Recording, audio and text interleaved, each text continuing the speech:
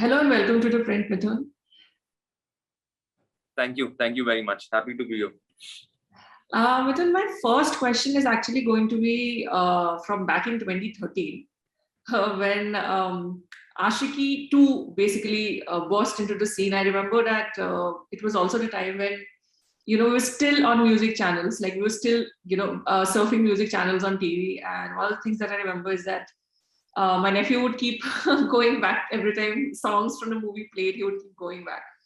So that was one of the biggest hits, musical hits that year, like obviously the film itself, but the music, the songs, everything sort of really struck chord with the Gen Z crowd, now that we famously call it the Gen Z crowd. So did you feel back then that you would sort of become like this person who would strike a chord with more the Gen Z? I'm not saying it's not there with the other crowd, but I think that became largely the crowd that immediately connected with your songs. Okay, I'm sorry, but you'll have to just explain to me, how do you define that word that you mentioned? Like, what is your interpretation of it? Yeah. As far as I have recently done a lot of interviews with a lot of Gen Z content creators, so they define themselves as the crowd that's between 18 to 25 roughly. That's what they like to, like whoever is in the age bracket of 18 to 25. Okay. See, I personally, speaking on this topic, I really don't relate to these kind of brackets, because I feel that every person is different. Right. I mean, when I was 19 years old, I did the music for Anwar. I did Maula Mere Maula when I was 19. Yeah. You're speaking about 13. I'm talking about 2007. And I think every person is different in their own. So I really don't think that age can define people in a particular bracket as such. But I get the spirit of your question. I think what really worked for that soundtrack, and I think even the younger generation could relate to it, I think was because it was very honest. I feel that people, especially the newer generation, I think there is no need for any pretense when something is very real, when something is very honest, when something's not trying to trick them into into connecting to it. I think they connect to it much faster. So I think when we did the music for Aashiqui 2, myself, Mohit Suri, Mukesh Bhatt, Mahesh Bhatt Saab, Bhushan Kumar, T Series, I think everybody was very clear that we have to stick to the spirit of what Aashiqui 2 is. When Aashiqui 1 happened, my father was a part of that album. He was the music arranger for the album. And back then also, it was a very different album, because it didn't stick to any kind of template of Hindi film music. It was a very rebellious album with a very new sound to it. So the same thing, the same spirit was carried forward in Aashiqui 2. We tried to keep it very real, very honest to the characters, to our listeners. Very simple poetry, not too much to it. And even in choice of singers, that was the breakout song for Arijit Singh as well. And I insisted that his voice should be retained on the album, for the simple reason that it was a very honest decision. I wanted that voice, and Mohit Suri completely backed me on this one. So I think the honesty just came across, and as you're calling them, I think that the youngsters could also relate to the honesty. And yeah, then it just became part of history, as they say. So recently, two films have come out, one Shamshera and the other being Ek Villain Returns. Yes. So Ek Villain, the first film, I remember again, the same thing happened with it. It's two of his songs. Actually, not just two. In fact, most of the album became really, really big hits back then. But I feel like the same did not happen with Ek Villain Returns. Like the songs have not stood out the way, because I think when I spoke to a couple of people who watched the movie, a lot of them said that for us, the film was as important as the music. In fact, for a lot of your films, I think that has generally been the case, that there is this breakout song that sort of defines the film. Like people might not so much remember the film even later on, like they might not even remember the story, but how they remember the film is because they remember this song. And then they remember, this is where this song occurred in the story, as opposed to, this was a film and that song was in this film. And that has been consistent, I feel, even with Anwar, because you mentioned Anwar, that I remember, even if people may not have watched the film, Maula Mere Maula is a song that it may not have broken out the way, let's say, an Aashiqui 2. But, it picked up, and over the years, and even now, that's a song that people will definitely play. So I wanted to know your take on Ek Villain Returns, at least, because there were two parts to it again. Yeah. So what happened was, unfortunately, a lot of people in my listeners have been messaging me on Twitter and on a few people from the press as well. So I was supposed to be a part of Ek Villain Returns, and myself and Mohit Suri, we are we're very close, and we started work on it. But then finally, with the way the schedules came up, and then the pandemic happened, our schedules couldn't really fit in. So finally, I did not feature on the soundtrack of Ek Villain Returns. I am working with Mohit Suri, and we are going to be putting out some good music again very soon. But Ek Villain Returns didn't really work out. But I can answer your question. I was a part of the original franchise of the first film in the franchise, Ek Villain. I composed and wrote 3 songs for that soundtrack, and all 3 did extremely well. I think what happens is, people, they connect with the music immediately because that's the first communication which comes out. As they nowadays call it, asset. I don't even relate to that word actually. But yeah, I keep hearing that word a lot nowadays. I think it's an expression, and when people connect to something, even before a film releases, they have their own stories to relate to. They have their own emotions that they connect with. They have their own struggles, their own joys, their own pains. And when a song can connect with people on that level, right? Forget the story of the film. If it can connect with the story of your and my life, of people's lives, I think that connect just goes way beyond any release or any Friday. It just lingers on and on and on.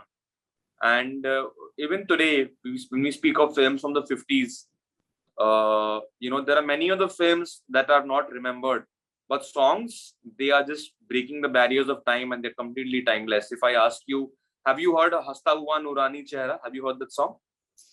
You have. Can you tell me the name of the film? No. It's perfectly fine. So it's because you are human, and we all are human, and a song, it becomes just part of our heart, part of who we are. And obviously, keeping a track of films is also good. It was on the film Paras Mani, which was Lakshmikant Kairala's first film. So, but then emotionally, we connect to what we connect to, right? And that's what we retain. So I think that's one of the reasons, the way I see it.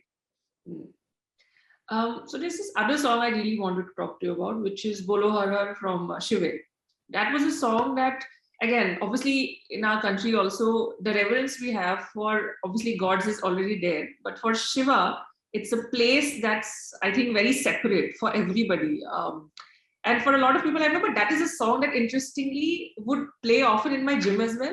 Because, a lot of people, and I would not understand, because half the time I'd be like, okay, why are we not playing, let's say, more workouty songs? But, a lot of people would feel like this felt very motivational for them. Because for them, the reverence factor came in. But it was not a typical, song that you would associate, let's say, of, I don't know how else to put it, but, associated with a god, let's say. Yeah. Again, I think it's more of the mind space thing where you think, okay, songs dedicated to God, or when it features something, it has to be a certain way. But again, it's very soulful. But it also has a lot of these inputs, which are, I don't know if I would call it out and out rap, but there are like these beats. It has a lot of elements, and it reaches a crescendo even through the duration of the song. It reaches a crescendo and again climbs down and goes back. Even visually, I think the song, the way it was shot, the video of it, I think all of it sort of came together. And again, it has remained a very consistent hit for people all this time, right? So I wanted to know, how did the words, the elements, the music for that song, if you could tell us more about it. I think that song was completely Ajay Devgan's vision, because as you're saying, it was the title track of the film. And Ajay sir was very clear that his character was a representation of the character of Shiva as a bigger entity. And he was playing that in his character. He wanted those traits. He wanted that madness, that courage, that liberty as traits of the character. So he came up to me with this idea, and I also must mention about Sandeep Srivastav, who was also the writer of the film, and he also wrote the words of that song. So the song came to me with complete poetry ready, with Ajay sir's vision as well. He was very clear about what he was looking at. And yeah, I just added my bits to it in terms of what kind of riffs would work with it. It was my idea that, we bring in how we bifurcate the melody and how we structure the portions that were sung by Badshah. And we added, those various elements to it to bring in the energy and to bring in the madness.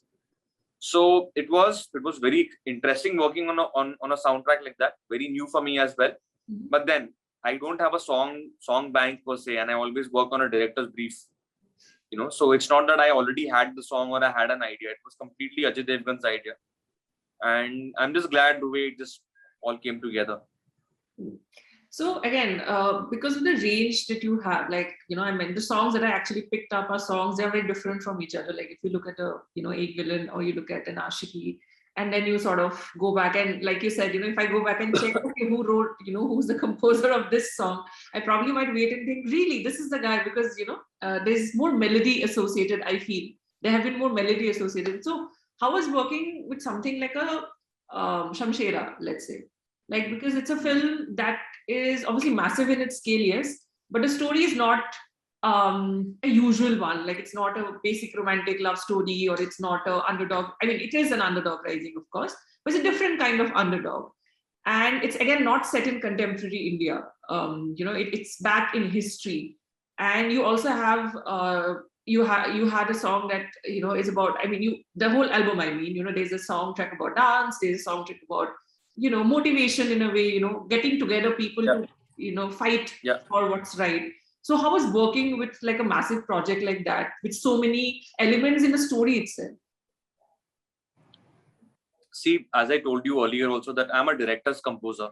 Right. I don't have a song bank per se. So I always like to work with directors who can give me time. I always ask for a narration. I ask for a copy of the script so I can understand what is the film all about. Fortunately, unfortunately, as you say, that I have been approached for a lot of love stories, and I don't blame people for that. I think it's just my repertoire that brings them, and I'm very grateful for that. I really enjoy writing love songs a lot. But here is a man who came to me, Karan Malhotra, director, who came to me for something which was completely out of the box for me. I'd never done a film like that. I'd never done a period drama. It was a period film, as you said, and more importantly, the situations that you mentioned, whether we're talking about dance, we're talking about madness, or we're talking about motivation. He told me that, Mithoon, I've come to you. Karan came to me for my melody because he believed in my melody. And he said, the bigness we'll anyways get, the energy, the dance, we'll get the madness, but I want your melody. So I think hats off to him for showing that kind of belief in me. I felt very, very honored by the offer that came to me. And Yash Raj Films also completely backed me on this one. It was very new to, like, when I do a song like Ji Huzur, it's because if you've seen the film, the character that Ranbir Kapoor is playing of Balli, he is an irreverent, nonsensical, eccentric kind of guy. So the music had to be like that. There's no other way I could do it.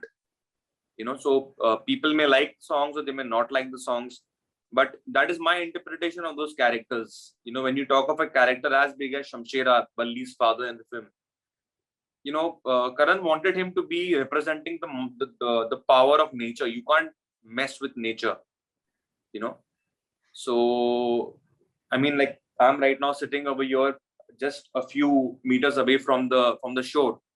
And when you just stand over here and I just look out of my room, I realize that how puny we are compared to the might of nature, and so that's the kind of persona Karan wanted for Shamshera. And that's I came up with the line, सांसों में तूफानों का डेरा, निगाहें जैसे चील का para, कोई रोक ना पाएगा इसे जब उठे ये बन के सवेरा. So you see, there's a constant metaphor for nature. We first talk about storms, then we talk about the eye of the eagle, and then we talk about the rising morning, which cannot stop for anybody. You may be a VIP, you may be anybody. The rising morning can't wait for anyone. So it felt great to work with these kind of thoughts, ideas, and briefs. And I also rediscovered myself in many ways. I'm really looking forward to do more of these kind of films now. So I hope I get, people come to me with these kind of subjects as well. I know what I'm going to ask next is going to be probably difficult because nobody wants to condense their journey into one single word. But still, I would ask you to try. You have been in this industry for some time now. Your father himself was also part of this industry, and you have, I'm assuming again, then you have had some experience or interaction, watching him work, and then you've also chosen music as something you wanted to take up in life. So far, how would you describe your journey in this industry? From let's say the beginning with your film, I mean, Maula Mere Maula to let's say Shamshera, because now the range, like I said, that even though we may associate you more with melody, but there has definitely been a wide range of things that you've already done. I mean, you write, you compose the songs, yes, but there's also poetry, which is clearly very, very crucial for you as well. And you've mentioned already that, the story of any film that you pick up is also equally important. So I wanted to know if you had one word or a sentence in which you would want to describe your journey so far. I think 3 words. Okay. That would be living the dream. Okay. I looked up to this, I wanted to be a music director because I looked up to heroes like Madan Mohan Saab, Shankar Jaikishan, Lakshmikant Pyarelal ji. They were like that process, Anand Bakshi Saab, Majru Sultanpuri, Sahir Ludhianvi, Kalyan ji, Anand ji. That process of just being part of Hindi cinema and, setting to music a story, your actors, the best actors in the country, lip syncing your songs. I wanted to do this, not for the fame, not for the glamour. I've always stayed away from all of that. But I just love what I do. I just love being in this job. Even today, when I get a call from a director discussing about a song, I actually get excited as if I'm going to buy a new toy. I'm that excited like a kid. So I always wanted to be here. And yeah, I've got when I was first 3 years of my career, I got Imran Hashmi to lip sync to my song. So I did Zindagi Ne Zindagi Bhar Gum Diye with him, The Train. I did Wo Ajnabi. So I'm not speaking about the glamour of it. I'm speaking about the cinematic beauty of it. From there to do Aashiqui 2, to pay a tribute back to my father, to do good films with Mohit Suri, and to do a film like Shamshera, different stories. I think, I'm just grateful to God, and I just want to keep going. Because you mentioned Imran Hashmi, there was a whole era, I think, where you knew that if there's an Imran Hashmi acting something, I think people went in expecting, obviously, whatever associated with him, but also really good music. That became a whole thing, I think, back in the 2000, early 2000, late 2000. I think all of us went in. I remember, obviously, being in school back then, and we just knew, like, it started back with, I think, Aashiqui is, I mean, again, this word, I think, somehow remains consistent with good songs. I don't know how, but it has for some reason. But how was because you mentioned that you are living the dream so far. So how was that first experience, though, getting that first ever call and being asked to compose music? How was that experience for you? It was, honestly speaking, it was something that I could see coming. Because I believe that I'm a man of faith, and I believe that I really believe in the power of faith. I think when you have the faith, I think it manifests a lot sooner and without any struggles.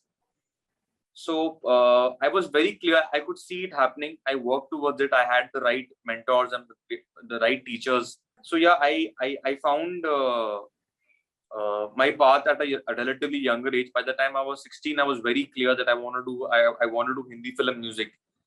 And it incidentally happened that when I was 19, and Mukesh Bhatt ji was looking for a music producer to recreate a song for his film.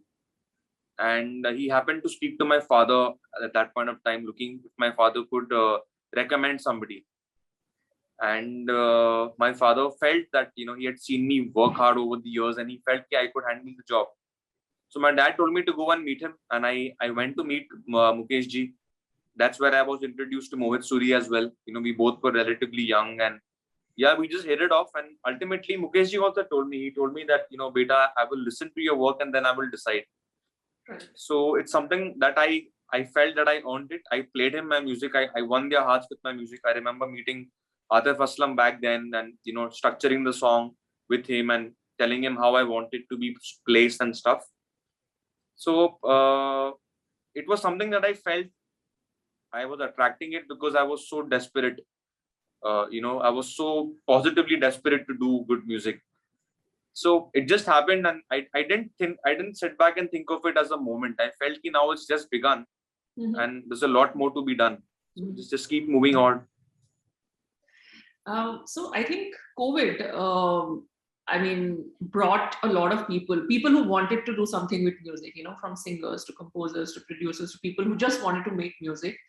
Social media obviously became a big platform because we had nothing else to do at that point of time, and there has been over the 2 years at least, there has been a lot of new talent who, some of them broke out, let's say, through the internet because of COVID, and they are singers and everybody. And obviously, ultimately, it always remains an ultimate dream of most people to be able to work once in Bollywood, at least, if not forever, but at least. So do you have any word of wisdom, any word of advice to people who want to try out, or who are trying out, who are again young, who want to do something new, who want to create new kind of music?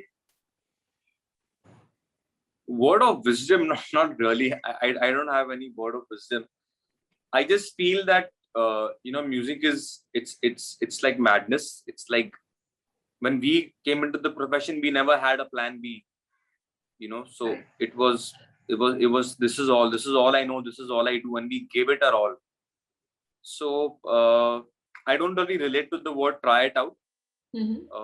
I also feel that maybe today, because there are so many options, I think people also tend to get a little more complacent, and they kind of lack that madness, that spark within you. So I would encourage people to keep that spark alive, and whatever you do, whether you're doing music, whether you're doing anything else, do it as if your life depends on it. And I think that's the key to success.